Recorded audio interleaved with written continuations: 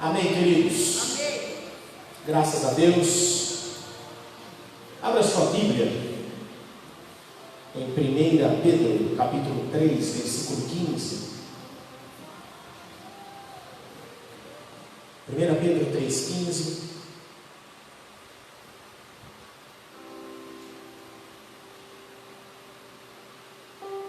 Esse versículo foi o versículo tema da minha formatura na faculdade teológica há 20 anos atrás.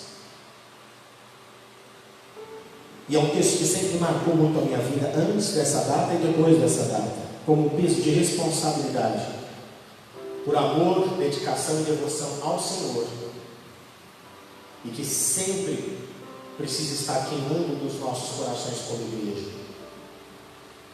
O apóstolo Pedro, quando escreve essa carta, a igreja enfrentava os mesmos problemas que a igreja do século XXI enfrenta. A avalanche de heresias, filosofias, a gente não pode esquecer que eles estavam vivendo na época em que a cultura grega, a filosofia grega, estava em maior evidência. E os problemas que a igreja enfrentava naquela época, a avalanche de filosofias humanistas com outros nomes, a avalanche de filosofias mundanas com outros nomes, elas permeavam a igreja, elas inundavam a mente das pessoas da igreja, e era um desafio para a igreja do Senhor Jesus. E você observa isso nas exortações de Paulo, nas exortações de Pedro, nas exortações de João, nas exortações de Tiago e os demais autores do Novo Testamento. Você observa que havia esse cuidado e este zelo para que a igreja não se perdesse no meio de tantas coisas, no meio de tantas teorias, no meio de tantas filosofias, no meio de tantas ideias, no meio de tantas filosofias enraizadas e fluindo pela sociedade, com cara de certo, com aparência de certo. E o apóstolo Pedro escreve essa máxima em 1 Pedro 3,15, quando exorta a igreja ao porquê que a igreja precisava buscar a verdade e estar muito bem fundamentada dentro de si esta verdade. Talvez uma das marcas do meu ministério, do ministério da pastora, aliás, eu vou dizer que isto é a marca. Todas as outras coisas são secundárias. A marca do nosso ministério é exatamente o amor pela palavra de Deus e o incentivo por onde passarmos. Leia a Bíblia, estude a Bíblia, se aprofunde na Bíblia, corra atrás da Bíblia. Você não precisa de intermediadores. Jesus é o intermediador entre Deus e os homens. Você não precisa de intermediadores. Você precisa aprender a desenvolver o seu relacionamento com Deus, a sua intimidade com Deus. Por isso, leia a Bíblia, estude a Bíblia, corra atrás da Bíblia e tentamos de todas as maneiras criar mecanismos para que você consiga mergulhar na palavra e crescer. E ter dentro de você muito bem fundamentado o que você crê, em quem você crê e o porquê você crê. E a gente vive numa época em que nós sofremos uma avalanche de destruição de conceitos. Se você tem filhos em idade escolar, e os filhos em idade escolar, eu vou dizer, desde aqueles que frequentam o berçário, até aqueles que estão estudando mestrado ou doutorado. Se você tem algum filho em alguma dessas idades, cursando berçário, cursando maternal, cursando prezinho, no ensino fundamental, no ensino médio, se você tem algum filho fazendo até curso técnico, se você tem algum filho fazendo faculdade, se você tem algum filho fazendo alguma pós-graduação, se você tem algum filho fazendo algum mestrado ou algum doutorado, se ele está estudando alguma coisa, nós recebemos uma avalanche de conhecimento distorcido, nós recebemos uma avalanche de conhecimento e filosofias anti-Deus, antibíblicas, anticristã, anti-tudo, e a nossa sociedade vai sendo fundamentada nesses antes.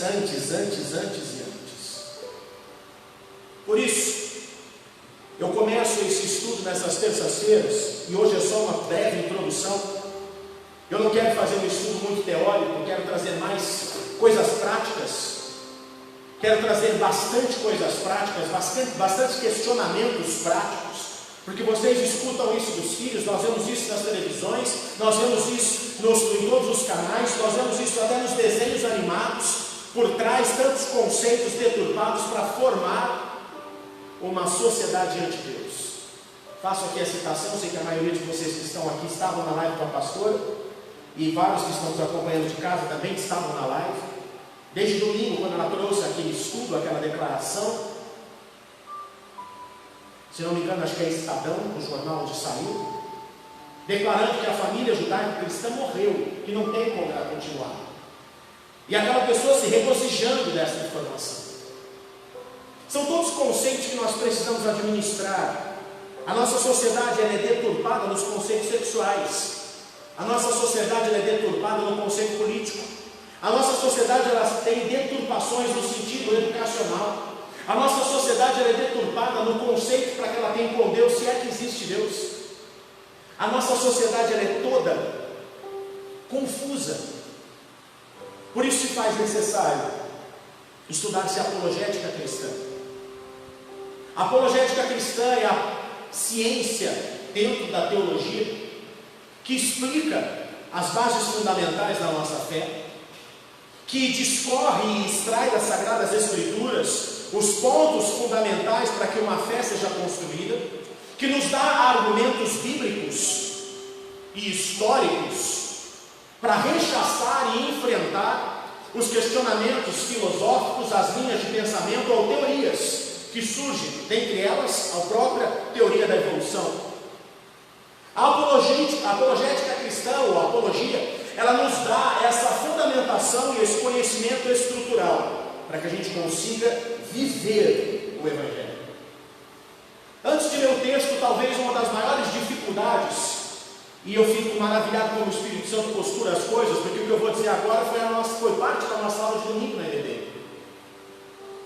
Talvez uma das maiores dificuldades nossas é porque nós temos a dicotomia, e eu estou batendo bastante nesta tecla, para que o Espírito Santo leve eu e você a entender o quão dicotômico nós somos, o como nós dividimos e setorizamos a nossa vida, e o como nós colocamos Deus somente na nossa parte religiosa, somente na nossa vida religiosa, se é que o colocamos na nossa vida religiosa. Por isso se faz necessário. Eu acredito que os cristãos precisam se levantar e se posicionar de uma maneira onde eles saibam defender a fé, onde eles saibam falar da palavra, onde eles saibam falar com propriedade da palavra. Se o nosso modelo máximo é Jesus Cristo como mestre, nós temos todo o modelo necessário para que assim sejamos. O método de ensino de Jesus era tão superior aos grandes da época, que os que o seguiam percebiam nas palavras de Jesus, ele ensina de maneira diferente. Ele ensina como quem tem autoridade, ele fala como quem tem propriedade naquilo que fala. Ele não repete como um papagaio, só histórias e coisas, só conceitos, não, ele ensina de uma maneira diferente. E na profundidade, na dimensão, na ciência, na pedagogia, na psicologia de Jesus, em todas essas ciências na qual Jesus ministrava e ministrava com maestria, Jesus alcançava o coração do mais inculto ao mais poderoso no conhecimento que pudesse existir naquela época. E Jesus, com a sua gama de conhecimento, e Jesus com a maneira de como ele expressava este conhecimento, e com a unção do céu sobre ele tocava o coração das pessoas. Ao olhar para Jesus, nós somos incentivados a ser melhores. Ao olhar para Jesus, nós somos incentivados a comer da palavra. Ao olhar para Jesus, nós devemos ser incentivados a fazer isso com os nossos filhos. A melhor maneira dos nossos filhos não serem engolidos, escute isso. Que filhos? Do aluno do berçário até o aluno do doutorado. A melhor maneira dos nossos filhos não serem engolidos, não serem tragados pelas filosofias satânicas, mundanas, perversas do inferno, é se eles tiverem o encontro verdadeiro com o Senhor Jesus e se a fé deles estiver fundamentada na palavra. Se eles forem como José, aliás, a Bíblia é recheada de gente cabeça, de gente que sabia o que falava, de gente que falava com propriedade das verdades de Deus. Eu não sei de onde se tira a ideia de que crente é inculto, de que crente é burro, de que crente é uma série de pessoas que sofrem lavagem cerebral, só se for da espécie de crente que surgiu no século XX. Porque a história da igreja, a Bíblia é recheada de pessoas, como dizem na gíria dos estudiosos, gente cabeça. Josés, Daniéis, Isaías, Paulo e tantos outros. Gente que tinha conhecimento e tinha postura, gente que tinha influência, conhecimento bíblico, conhecimento científico, gente que fazia de uma maneira muito clara fluir este conhecimento e alcançava o coração das pessoas, gente que tinha conexão com o céu e que falava aos homens do Deus da ciência. Deus é o Deus da ciência. A ciência só existe porque Deus existe. Só é possível você estudar algo se aquele algo existe. Só é possível você criar, e a ciência nada mais é do que criar mecanismo para estudar as coisas. A medicina, a biologia, é uma ciência onde se criou um mecanismo para se estudar a estrutura dos seres vivos. E aí dentro da biologia você tem os diversos ramos, as diversas frentes. Mas a ciência ela só existe para estudar algo que foi criado, algo que existe. Não tem por que ter ciência. Portanto, a ciência só existe porque Deus existe. Partindo dessa premissa, a ciência, só o fato da ciência existir, já é uma comprovação de que Deus existe. Estudar as coisas que existem e que foram criadas por Ele. Amém, queridos? Abra sua Bíblia em 1 Pedro 3,15, já deve estar aberto, já faz um tempinho. Em vez disso, consagrem a Cristo como Senhor da sua vida.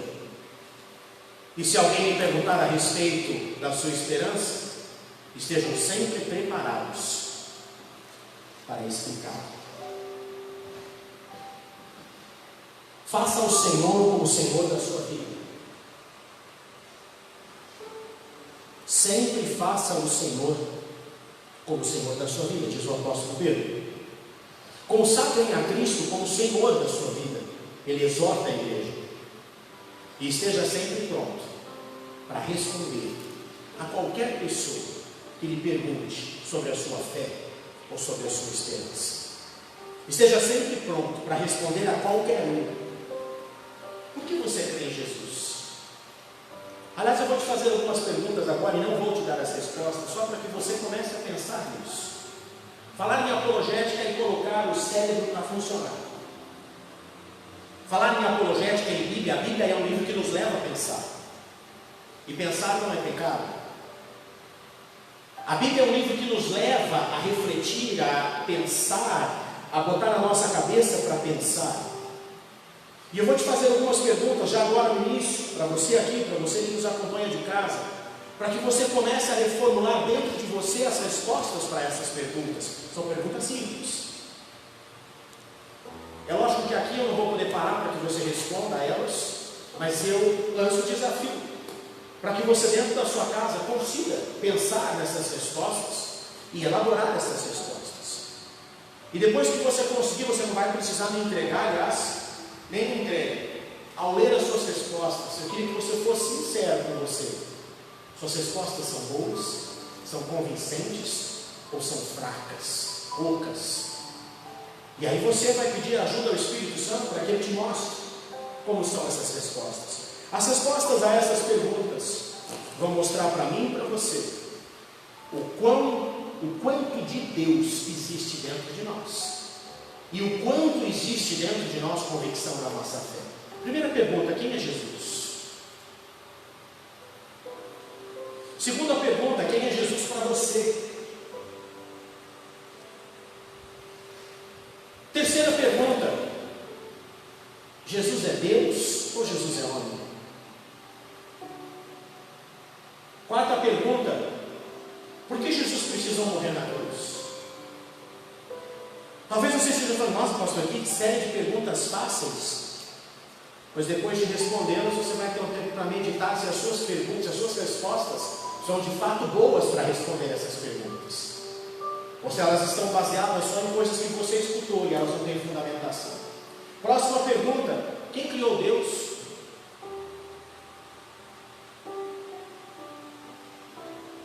Próxima pergunta: se Jesus é Deus, então Deus morreu na cruz?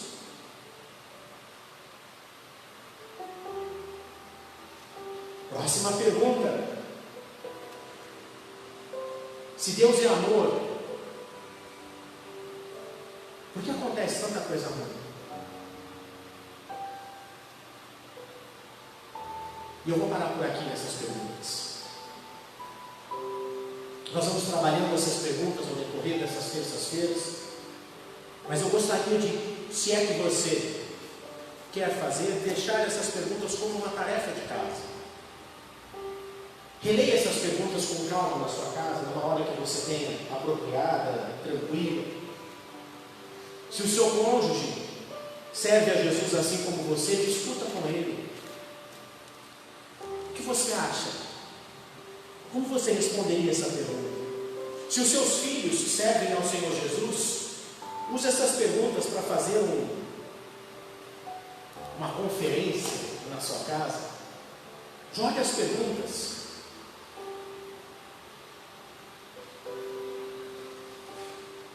Tente lembrar os textos bíblicos que você sabe que podem te ajudar a responder essas perguntas. Mas eu já começo nessa terça-feira te indicando um livro, se você quiser. Aliás, Charles Swindoll. Escreva o nome desse autor, Charles Swindoll. O sobrenome dele é S-W-I-N-D-O-L-L, Swindoll. Charles Swindoll é um pastor e teólogo americano ainda vivo, já tem para lá os seus 85 anos. Eu e a pastora somos fãs de carteirinha dele, acompanhamos os cultos da igreja dele. E ele é uma pessoa que discorre muito sobre personagens bíblicos. Ele tem muito livro escrito e, graças a Deus, muitos dos livros de Charles Swindoll estão traduzidos para o português. Muitos mesmo. Se não me engano, eu acredito que mais do que 20 livros você encontra de Charles Swindoll em português, de diversas editoras, não de uma só. Agora, Charles Swindoll fez uma série de livros sobre personagens bíblicos. Alguém aqui já viu um deles? Uma série de livros sobre personagens. Você tem um livro só sobre Abraão, um livro só sobre Elias, um livro só sobre Jó, um livro só sobre Esther, um livro só sobre Paulo, e você tem um livro só sobre José, e você tem diversos livros. Não são todos personagens bíblicos, infelizmente, ele poderia ter feito, mas são só alguns selecionados. E um desses, aliás, foi o último que ele escreveu dessa série, é sobre Jesus.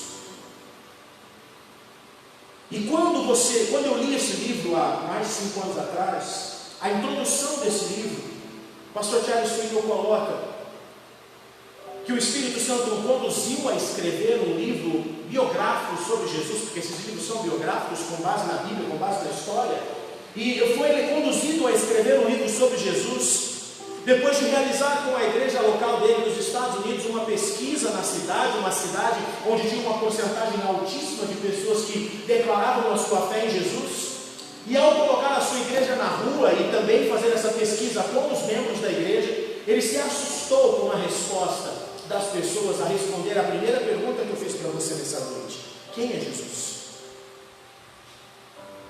Grande parte da igreja parecia um papagaio repetindo coisas que talvez tenham escutado. As pessoas de fora da igreja, mas que se diziam cristãs, porque você sabe disso, tem muita gente que não serve ao Senhor Jesus, mas se autodenomina cristã. Eu sou cristão, eu sirvo a Deus do meu jeito. Quantas vezes a gente escuta isso? Alguns de nós falávamos isso. Eu sirvo a Deus do meu jeito, eu acredito em Deus, eu acredito em Jesus, e eu sirvo a Deus do meu jeito. Quantos de nós falávamos isso? E o resultado dessa pesquisa levou o pastor Charles Swindoll a escrever esse livro biográfico sobre Jesus, para que cada um de nós tenhamos. Por isso, não banalize essas perguntas que eu te passei, reflita nelas. Copiando uma frase da pastora, cerebre com elas. Cerebre, coloque o cérebro para funcionar a respeito dessas perguntas. Pense sobre elas. Quem é Jesus? Quais as informações que a Bíblia me dá sobre Jesus? O que eu tenho dentro de mim para responder isso? Se alguém perguntar para mim quem é Jesus, o que eu responderia? É muito importante, querido. Numa era onde a gente é tão superficial nas coisas, o povo de Deus não pode ser superficial. Perdão. A verdadeira igreja do Senhor Jesus não pode se dar o luxo de ser superficial. Pedro nos incentiva nesse texto. Está sempre preparado para responder às pessoas que nos perguntarem qual a razão da fé de vocês. No que vocês creem? Quem é Jesus? Por que Jesus precisou morrer? Por que se Jesus é Deus, então foi Deus que morreu na cruz? Se Ele é bom, por que tem tanta maldade no mundo? E essas perguntas que as pessoas fazem, que todos nós escutamos constantemente, tem embasado dentro de nós quem é Jesus. Portanto, queridos, nós vamos passear um pouco em algumas situações neste primeiro dia. E nós encontramos diversas pessoas, e talvez você que está aqui conosco, ou você que nos acompanha pelo Facebook hoje, você já tenha dado algumas desculpas. E a primeira parte desse nosso estudo de apologética cristã, eu vou tratar especificamente de desculpas que as pessoas dão para não serem cristãs. Desculpas que você escutam de autodenominados ateus ou neo-ateus. E durante também esse estudo das terças-feiras nós vamos falar qual a diferença de ateísmo para neo-ateísmo. Mas são desculpas, nós vamos começar com essas desculpas que as pessoas dão. Quando se fala a respeito de Jesus, quando se fala a respeito de igreja, quando se fala a respeito da Bíblia, quando se fala a respeito de Deus, quando se fala a respeito das verdades de Deus, nós vamos trabalhar algumas dessas desculpas que a gente costumeiramente escuta por aí, e que talvez até alguns de nós já tenhamos dado essas desculpas. E a primeira delas que eu vou trabalhar nessa noite é: eu não quero ser cristão, eu não jamais vou me tornar cristão, porque todos os cristãos são hipócritas. Talvez você já tenha escutado, fazendo um censo rápido, você que está aqui, já ouviu isso? Eu não vou ser crente, eu não vou ser cristão, cristão é tudo hipócrita.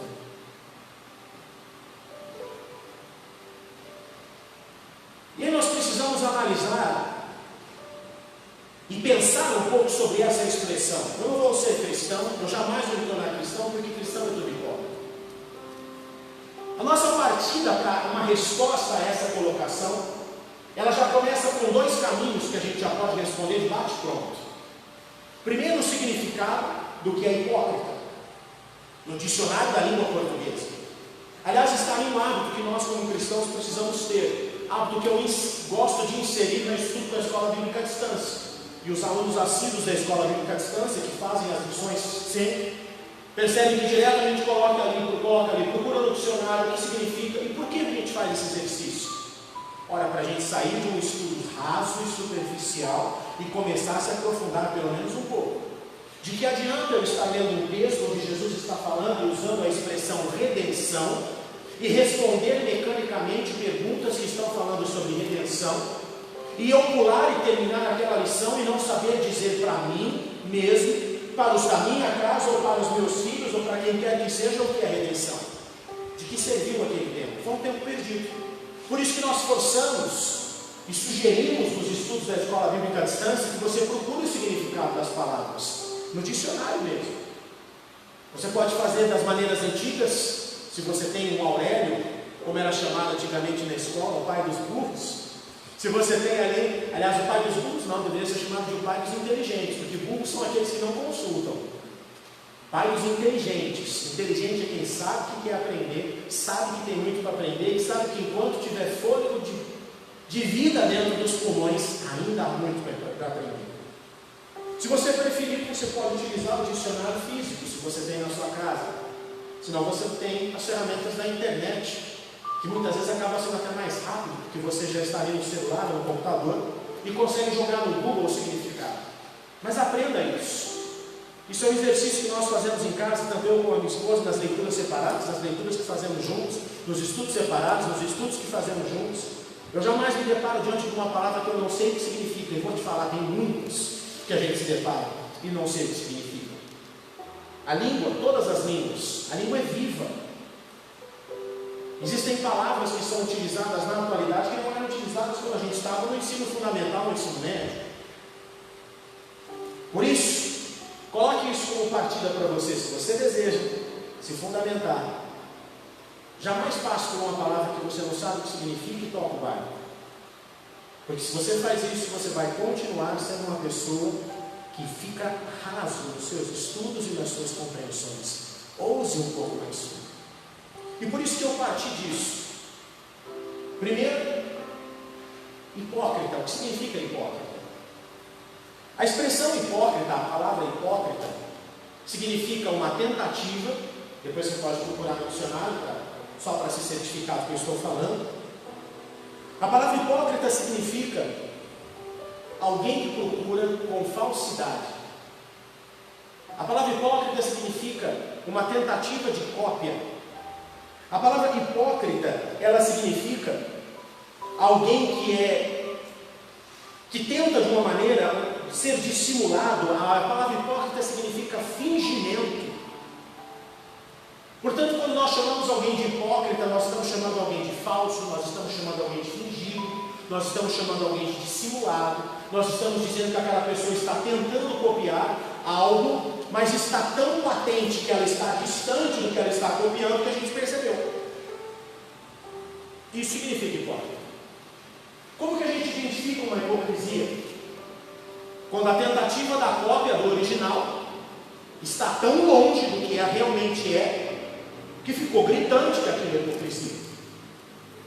É muito simples de entender. Portanto, essa expressão, eu não vou me tornar cristão, não quero saber de Deus, não acredito em Deus, não escuto crente, jamais me tornarei evangélico ou qualquer outra terminologia que você queira usar, porque são todos hipócritas. A palavra hipócrita significa falsidade. Agora, quando a gente olha para o significado da palavra hipócrita, a gente vê algo muito interessante. Se eu tenho a capacidade mental e observadora de olhar para alguém e classificar essa pessoa como hipócrita, significa que eu estou certificando que alguém está copiando uma conduta de algo que existe, de algo verdadeiro. Significa que esta colocação, ela indiretamente acaba sendo uma afirmação positiva ao Evangelho. Eu estou considerando, eu estou respondendo, eu estou mostrando que aquela pessoa é hipócrita, porque ela, diante do que era para ser, ela está muito longe. Mas então, indiretamente, eu estou reconhecendo que existe o padrão verdadeiro para ser reconhecido, porque é com base neste padrão que eu estou baseando, chamando a outra pessoa de hipócrita. Ou seja, uma frase que deveria ser ofensiva, você pensando um pouco na colocação, você consegue inverter essa afirmação e dizer que aquela pessoa que de alguma maneira tentou te atingir, tentou te agredir, você está mostrando para ela que ela então reconhece que se ela identificou que determinada pessoa, determinado pastor, determinado cantor, determinado político, ou quem ela esteja julgando, é hipócrita, significa que ela reconhece que aquela pessoa é um falsário, aquela pessoa é um farsante, aquela pessoa é hipócrita, porque ela está longe de ser aquilo que era para ela ser. Mas eu reconheço que existe um padrão para ser. E a segunda coisa que me chamou a atenção, aliás, antes de ir para a segunda, vamos ler o texto. A hipocrisia não era novidade para Jesus. Abra a sua Bíblia em Mateus 23.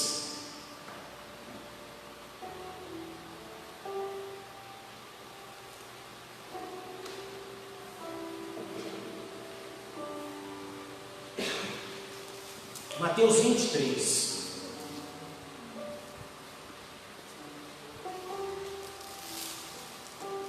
A hipocrisia nunca foi novidade para Jesus.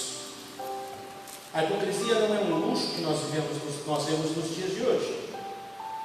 Mateus 23, versículo 27 e 28, é exatamente uma colocação de Jesus contra a hipocrisia. Significa que a hipocrisia não era novidade para Jesus. Olha o que ele diz: que aflição os espera, mestres da lei e fariseus. Uau, ele não está falando com o povo que não o conhecia. Ele está falando com os mestres da lei e com os fariseus. Ele chama de hipócritas. Vocês são como túmulos pintados de branco. Na sua versão, a maioria das versões está sepulcro caiado. São bonitos por fora, mas cheios de ossos e de toda espécie de impurezas por dentro. Por fora vocês parecem justos, mas por dentro o seu coração está cheio de hipocrisia e de maldade. Religioso e hipócrita não era novidade para Jesus. Existiam vários. E aqui nesse texto Jesus cita alguns deles numa determinada situação. Portanto, dizer e classificar todos os cristãos, eu não vou me tornar cristão, porque geralmente cristão é hipócrita, porque todos os cristãos são hipócritas. Eu estou declarando, e a gente precisa ser verdadeiro para dizer, de fato existe muita gente hipócrita. Eu acredito que a realidade que a gente está vivendo, da pandemia, talvez seja uma hora brilhante para mostrar a hipocrisia.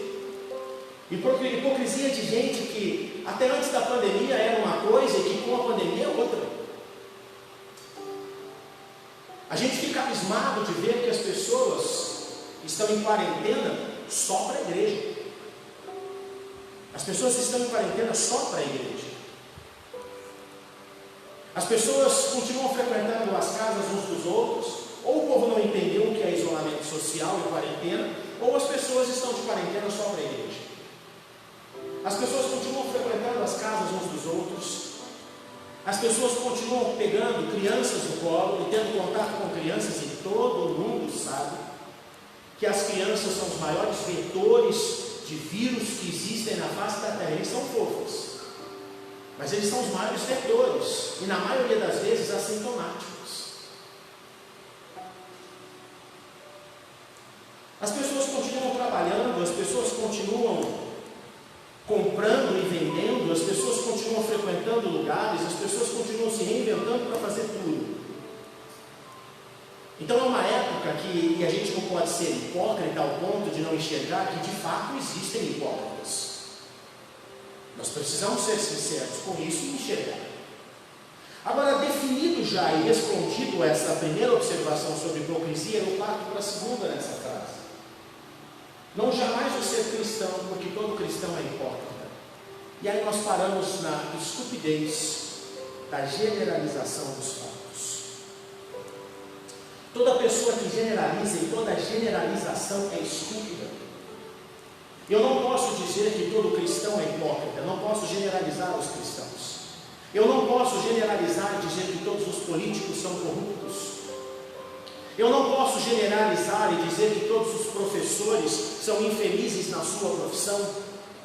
Eu não posso generalizar e dizer que todos os médicos têm interesse somente no dinheiro. Eu não posso generalizar e dizer que todo pastor é ladrão.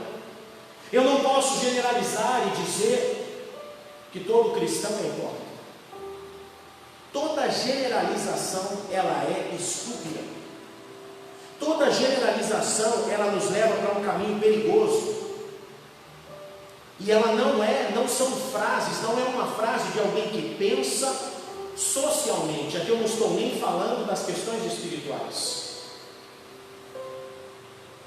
Toda frase generalizada, ela demonstra um preconceito dentro de mim. Toda frase generalizada, se eu estou falando de grupos religiosos, se eu estou falando de gênero, ou seja, homem ou mulher, se eu estou falando de raça, na verdade raça seria uma terminologia errada, porque raça somos uma só, raça humana. Mas se eu estou falando de negros, judeus, índios, ciganos, grupos, etnias, eu não posso generalizar. Toda generalização, ela cai para o racismo. E a palavra de Deus, ela abomina o racismo. Aliás, se tem uma coisa que é um belo argumento, e também vou trabalhar nisso com bastante detalhes mais para frente, é que o Evangelho verdadeiro de Jesus e a verdadeira palavra de Deus, nunca andou de mãos dadas com o racismo ou com o preconceito racial. Nunca na história. Porque quando nós olhamos para a raça humana, nós enxergamos Deus que criou uma raça, indiferente do lugar que nasceu, indiferente da cor da pele, indiferente do formato dos olhos, indiferente da localização no globo terrestre, porque todos nós sabemos que o globo terrestre é dividido em hemisfério norte e hemisfério sul. As nações de primeiro mundo estão todas no hemisfério norte, com exceção da Austrália, da Nova Zelândia e da África do Sul.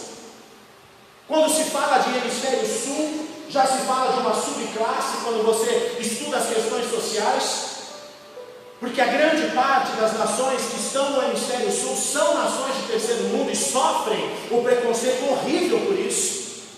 O continente africano como um todo, a América Latina como um todo. Portanto, toda colocação, isso já é um argumento e tanto quando você vê alguém generalizando contra cristãos. Toda generalização, ela nos torna estúpidos, nos torna preconceituosos, nos torna racistas, nos torna classistas. Como disse bem o historiador e sociólogo brasileiro, quando questionado sobre o racismo que os Estados Unidos enfrentam e que agora aflorou novamente por conta do assassinato brutal de George Floyd, que não sei quantos sabiam, um cristão, trabalhava com jovens na sua igreja, e aflorou e trouxe, na verdade, toda uma discussão no mundo todo, mas só aflorou, como bem disse esse sociólogo, algo que nunca foi resolvido. É lógico que toda essa discussão sobre o racismo, ela não está relacionada a um único ato, ela está relacionada a uma história, ela está relacionada a uma série de questões. E no Brasil nós sofremos mais, como disse esse sociólogo, muito mais do classismo do que do racismo. Porque grande parte da sociedade brasileira não tem problema de admitir no seu núcleo de relacionamentos alguém que tem uma coloração de pele diferente, desde que essa pessoa tenha posição social, estudo ou dinheiro. Nisso nós somos bem diferentes dos Estados Unidos. O Brasil, não que não exista racismo no Brasil, não me entendam mal, mas no Brasil a gente sofre de um outro problema social, o classismo. Nós temos preconceito no Brasil pelas classes sociais. A prova são as piadas ridículas que nós fazemos com os nortistas e com os nordestinos. E nos esquecemos que são os nortistas e os nordestinos que são responsáveis por grande parte da construção do nosso Brasil. E aí vai. Portanto, é importante, diante de uma frase como essa, quando generalizamos, nenhuma generalização é positiva. Eu não posso generalizar quando falo das pessoas. Portanto, eu não posso usar essa expressão de que todos os cristãos são hipócritas. Por esses dois motivos. Primeiro, porque pela definição de hipocrisia, indiretamente eu estou reconhecendo que existe um modelo certo. E que aquela pessoa está equivocada ao seguir esse modelo certo. E o segundo motivo é que toda generalização me torna um estúpido, me torna alguém racista e preconceituoso, me torna alguém que menospreza as pessoas e diminui as pessoas, quer seja pela sua fé, quer seja por qualquer outra situação. E falando a respeito de hipocrisia, eu gostaria, como disse no domingo, eu sempre vou citar pessoas que fizeram história e que são cristãos. Falando a respeito de hipocrisia, e se todos os cristãos são hipócritas, o que dizer de William Wilberforce? William Wilberforce viveu de 1759 a 1833, e você que está marcando aqui em casa, aproveite a sua quarentena ou isolamento social, mesmo que ele seja fake, e assista ao filme Jornada pela Liberdade. O filme Jornada pela Liberdade é um filme já de uns 15, 20 anos, não é um filme novo, que conta a história de William Wilberforce. Este homem, um inglês, foi a pessoa responsável, lutou com a própria vida, perdeu bens, e o filme conta muito bem, o filme é muito fiel à história dele. Foi um homem que lutou contra a Câmara dos Comuns, que para quem gosta um pouco e lê um pouco a respeito da estrutura de governo da Inglaterra, a Câmara dos Comuns seria a Câmara das Decisões na Inglaterra. Lutou contra a maioria da Câmara dos Comuns, foi ridicularizado, foi humilhado pela alta sociedade, perdeu posição social. A luta de William Wilberforce, o modo de vida dele era lutar contra a escravidão. E foi ele, o cristão, o homem temente a Deus, responsável por conseguir a aprovação de dar fim na Inglaterra à escravidão dos negros. Um homem que marcou a história, cristão como eu e você, está registrado na história, um homem que lutou. E as bases de William Wilberforce era a palavra de Deus. Como eu posso tratar alguém semelhante como eu, igual a mim, que tem as mesmas características físicas do que eu? Como eu posso escravizá-lo? Como eu posso tratar ele de uma maneira diferente, só porque ele tem o tom de pele diferente do meu? Só porque ele nasceu num lugar diferente do meu? Esse foi o modo de vida de William Wilberforce. E foi a pessoa responsável por conseguir a aprovação de dar fim à escravidão na Inglaterra. O que falar de John Howard? E aqui fica o desafio para você. Eu estou falando muito rapidamente de todos eles. E hoje, com a enciclopédia ambulante do Google, você consegue, digitando ali, tem informações riquíssimas a respeito de todos eles. Eu estou fazendo somente citações rápidas, ok? John Howard viveu de 1726 a 1790. E se você quiser pesquisar sobre John Howard, você vai precisar escrever no Google John Howard 1726. Porque existe um monte de John Howard na história humana. Inclusive vários vivos políticos, vivos ainda hoje, jogadores, tudo com esse nome. Então se você jogar só o nome dele, você não vai encontrar com facilidade. Coloque John Howard 1726, que é o ano que ele nasceu, e aí você vai encontrar diretamente as informações sobre esse camarada. John Howard foi pioneiro nas reformas prisionais na Inglaterra. Ele ficou conhecido na história por ser uma pessoa extremamente humana e por ser uma pessoa extremamente zelosa pelo bem do próximo. Se levantou para quê? Porque se assustou com a maneira de como as pessoas que estavam presas na Inglaterra na sua época eram tratadas de uma maneira subhumana. E foi alguém responsável e que iniciou a reforma prisional na Inglaterra.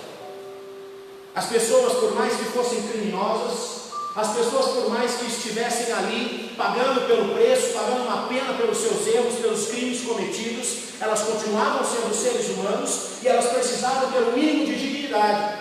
E John Howard foi uma pessoa que viveu e foi o propulsor, o que iniciou essa reforma prisional, que foi concluída pela próxima que eu vou dizer, Elizabeth Fry. Elizabeth Fry viveu de 1780 a 1845.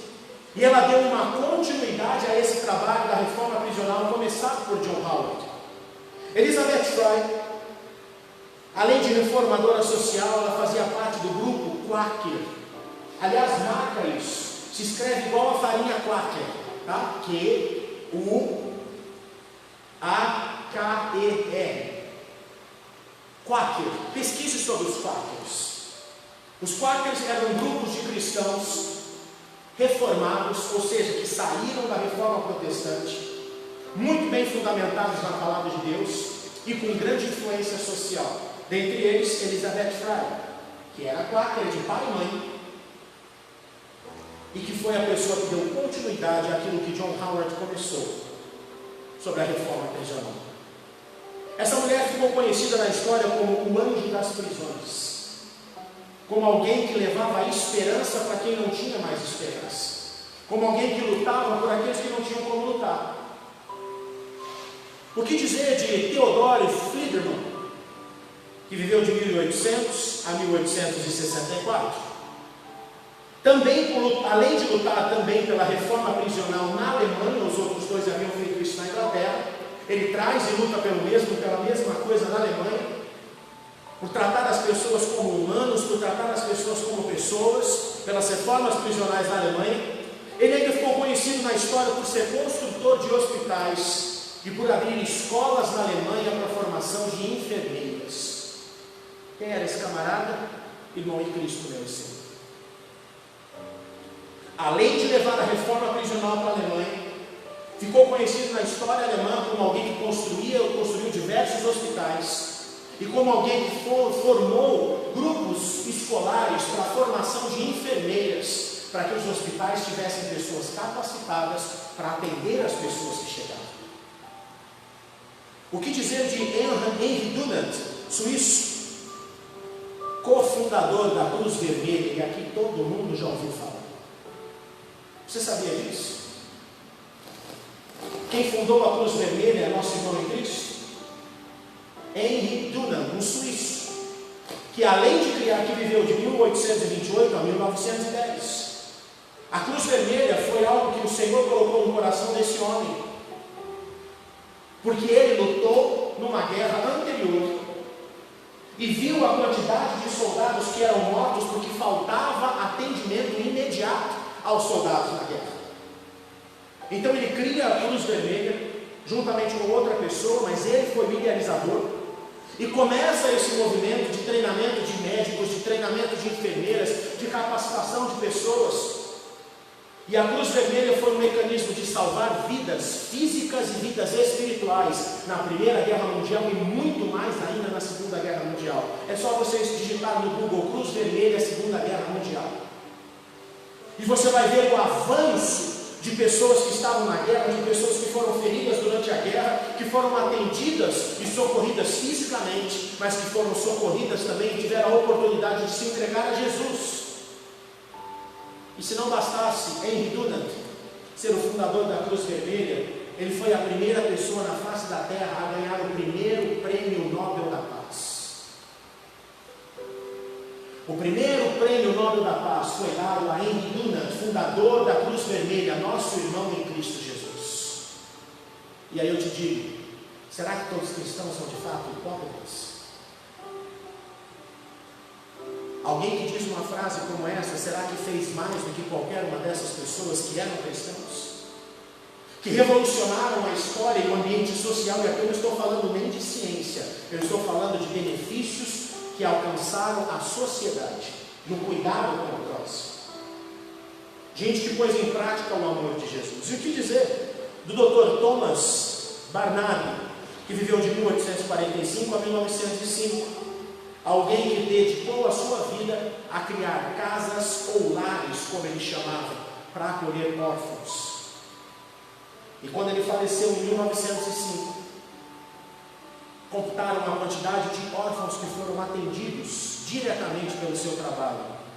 Totalizou mais de 60 mil pessoas, 60 mil órfãos atendidos diretamente pelo trabalho desse homem.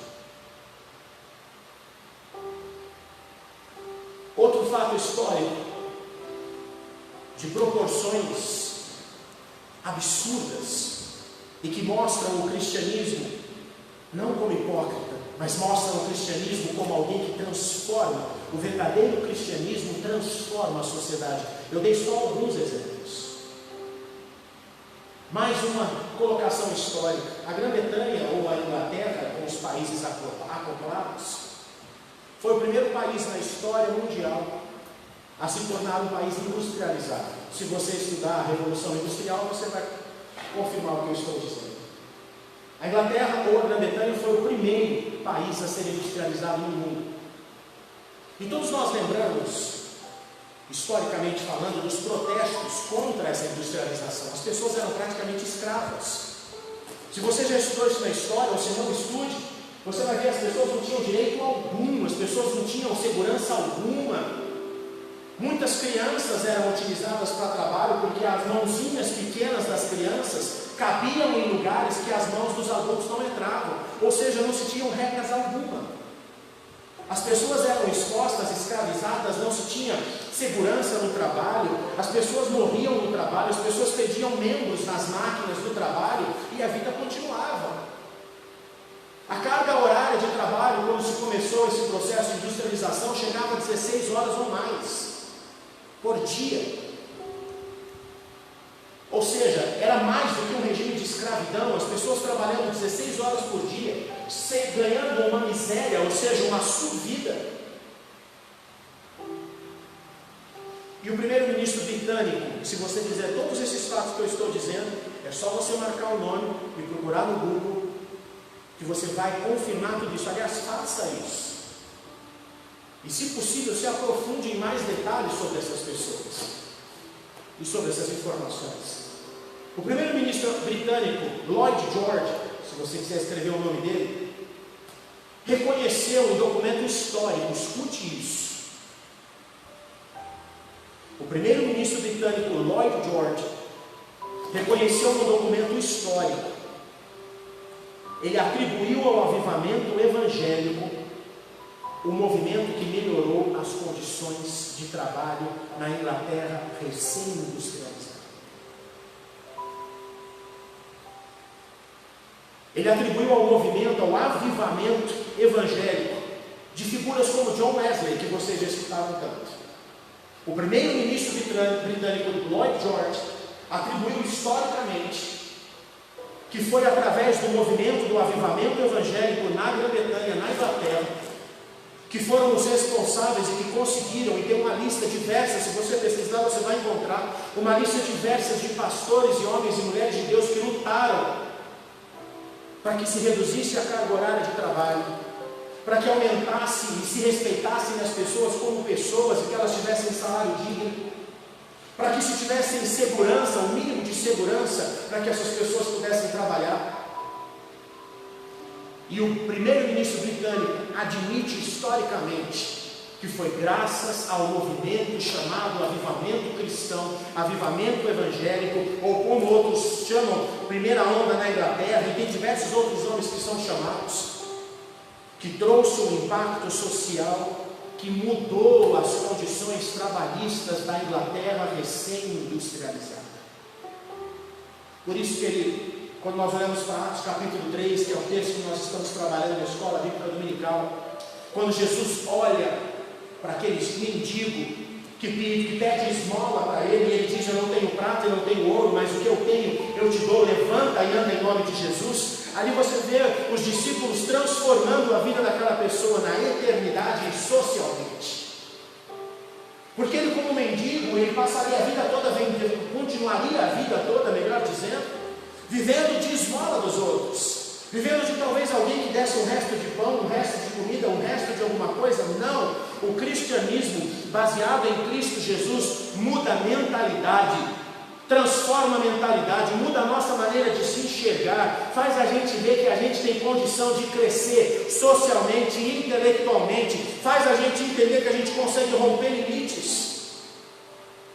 O cristianismo faz isso, e talvez uma das piores aprisionamentos ou endemoniamentos mentais sejam as pessoas que tratam e vivem debaixo de uma miséria, e vivem debaixo de miséria tanto física como miséria intelectual, e aprendem a se servir daquilo e não conseguem romper com aquilo. O cristianismo verdadeiro, e hoje eu trouxe para vocês algumas informações históricas que nos comprovam isso. O cristianismo de Cristo, o cristianismo de Jesus Cristo muda tudo ao redor. E você tem aqui nomes e mais nomes para você pesquisar à vontade e entender a mudança que Jesus faz na vida de alguém.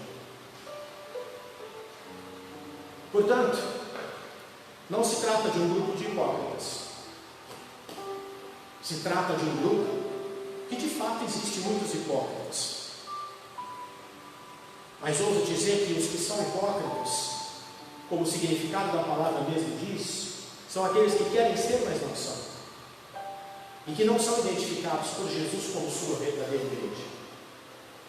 A verdadeira igreja do Senhor Jesus tem falhas, porque nós somos humanos, mas a gente vai vencendo. E eu sei que você vai concordar comigo nisso. Eu hoje estou um pouquinho melhor do que eu era ontem, e acho que você também. Como igreja de Cristo, é esse o nosso papel. A gente avança, a gente cresce. Isso não faz de nós hipócritas. Isso faz de nós gente que está sendo transformada. Hipócritas são os falsos, que dizem ser, mas não são. E aí cada um avalia a sua vida e peça para o Espírito Santo trazer a verdade à sua vida. E se até hoje você tem sido hipócrita, aqui, ou quem está nos acompanhando de casa, ainda dá tempo de você mudar. Agora, de fato, o cristianismo verdadeiro de Jesus Cristo gera transformação por onde passa. Nós temos alguns pouquíssimos exemplos em mais de 2000 anos de história. Se você verificar a história, você vai encontrar gente desse tipo no Brasil. Você vai encontrar gente desse tipo na Europa, na África, na Ásia, em todos os países onde o Evangelho chegou. Gente que se doa, gente que vive o Evangelho de Jesus e que transforma.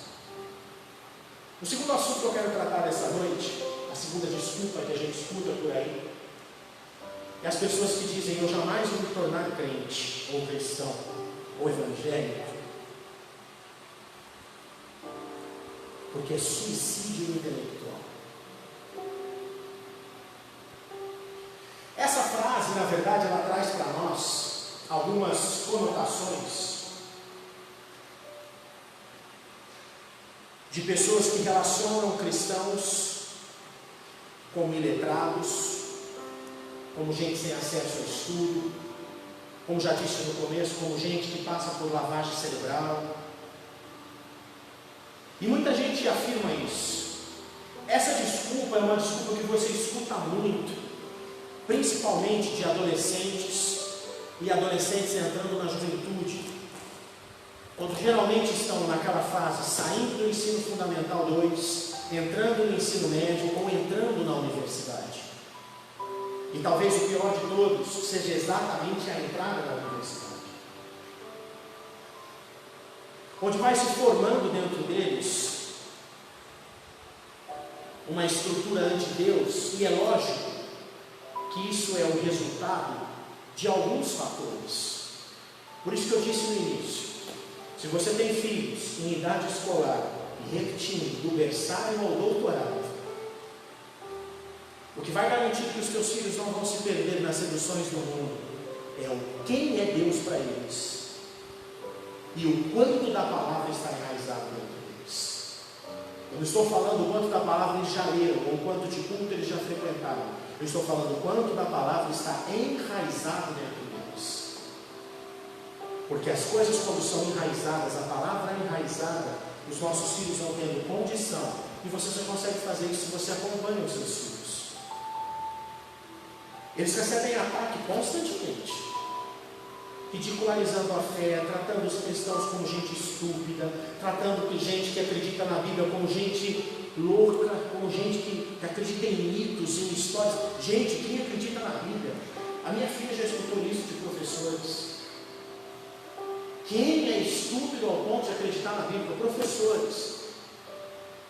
E aqui, se você analisar o adolescente, o pré-adolescente, o jovem, na sua característica da grande maioria deles, eles se moldam mais pelo meio do que pelos pais, porque o desejo deles é ser aceito pelo meio.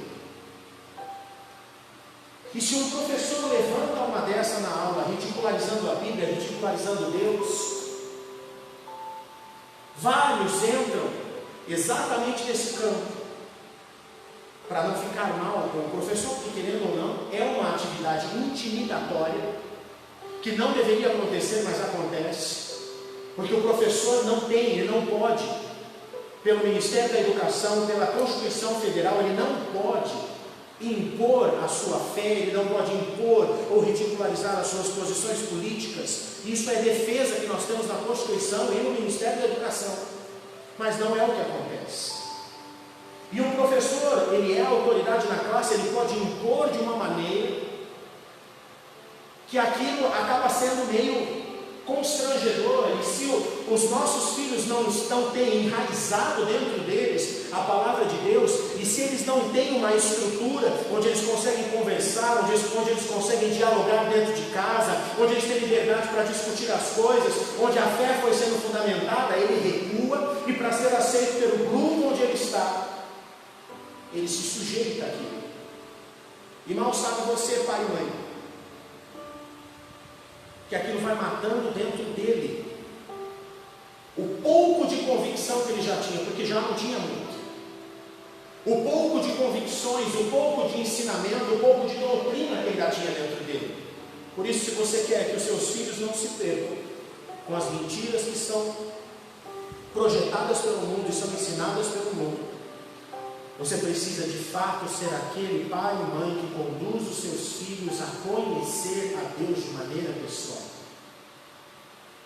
E você precisa ser alguém que acompanha de perto para saber o quanto da palavra de Deus eles têm dentro dele. Porque não vai dar para você tirar os filhos do mundo, não vai dar para você excluí-los das escolas. E mesmo que eles façam e que entrem no Brasil agora a modalidade do homeschool, coisa que já existe em países de primeiro mundo, por conta da pandemia, e vai que isso vira uma moda, e vai que entra isso como lei no Brasil, e que surja essa nova modalidade, dos filhos poderem estudar em casa, todo o material didático está comprometido com essas ideologias. Então você não vai conseguir tirar os seus filhos do mundo. Você não vai conseguir impedi-los de receber. Se eles ligarem a televisão, os conceitos estão ali. Se eles forem para a escola, os conceitos estão ali. Se eles estudarem de casa, os conceitos estão ali. Você precisa se certificar o quanto de Deus tem enraizado dentro deles, para que eles vivam e saibam, como Pedro nos orienta no texto que lemos nessa noite, responder a qualquer a razão da nossa fé. Queridos, a segunda pergunta eu vou parar por aqui. Não vou entrar porque tem muita coisa para a gente discorrer e o tempo já está avançado. Nós não estamos com pressa. A semana que vem a gente parte daqui sobre a desculpa de não vou me tornar cristão, porque me tornar cristão é suicídio intelectual. E nós vamos, biblicamente, encontrar uma resposta para isso. E assim como fiz com a primeira resposta, também vamos ver na história cristãos que não cometeram suicídio intelectual, pelo contrário, deixaram a sua marca nos livros didáticos, na engenharia, na matemática, na medicina, até os dias de hoje. Mas a semana que vem a gente continua. Amém, queridos? Fica o desafio para você. Se você tiver curiosidade de pesquisar mais a fundo essas pessoas, eu vou sempre procurar trazer essas informações. Fica também a dica da leitura do pastor Charles Swindoll, que disse no começo da nossa terça-feira. E aí, o seu interesse de ir mais a fundo, de pesquisar um pouco mais, de querer saber um pouco mais a respeito disso. E lógico, as perguntas que nós lançamos no começo. Tente respondê-las. E depois de tentar responder sozinho, tente conversar com o seu cônjuge, se ele também é cristão. Passe também as perguntas para ele, discutam aquilo. O que você respondeu? Qual foi a sua resposta? E depois seja sincero com você mesmo. Suas respostas são simplistas. Suas respostas são ocas. Suas respostas são infundadas. Será que suas respostas não estão parecendo um papagaio repetindo, sem alguém que está raciocinando, pensando? Coloque sua cabeça para pensar um pouco sobre essas respostas. E ao longo desses estudos nas terças-feiras, nós vamos voltando em cada uma delas e vamos estudando cada uma delas. Mas coloque em pé aqui, nós vamos orar.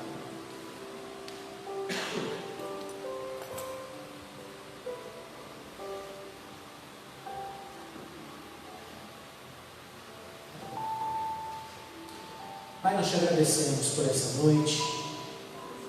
Obrigado pela maneira de como Teu Espírito Santo é tão paciente ao ministrar aos nossos corações. Nós queremos, como Tua igreja, ser um povo que Te conhece mesmo.